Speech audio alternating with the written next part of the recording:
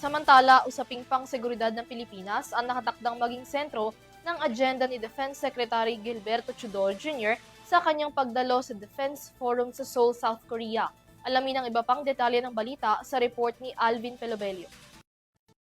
Irerepresenta ni Defense Secretary Gilberto Chodoro Jr. sa Seoul Defense Dialogue 2025 at ika-75 United Nations Command ang delegasyon ng Pilipinas sa South Korea simula September 8 hanggang 9.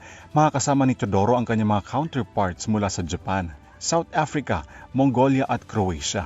Kasama rin sa nasabing dialogo ang mga Vice Defense Ministers mula sa 8 bansa at ang chairman ng North Atlantic Treaty Organization o NATO Militaries Committee. Tatalakayin daw ni Chodoro sa dialogo ang pagsugpo sa geopolitical rivalries at pagre-restore ng strategic stability. Magiging highlight din daw ang pananaw ng Manila sa mahalagang issue na kinaharap ng rehiyon at ang panawagang mapababa ang tensyon sa Indo-Pacific region ayon kay Defense Spokesperson Assistant Secretary Arsenio Andolong. Sa sidelines ng dialogo, magkakaroon daw ng bilateral meeting si Chodoro at ang mga senior officials ng DND sa mga counterparts sa ibang bansa. Naitatag ang South Korea's Ministry of National Defense noong 2012 para magsilbing forum na naglalathala ng kapayapaan sa Korean Peninsula at sa pagpapalakas ng regional security cooperation.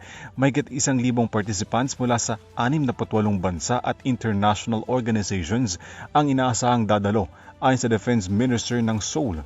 Para sa EuroTV News, Alvin Palobelio sumasaludo sa bawat Pilipino.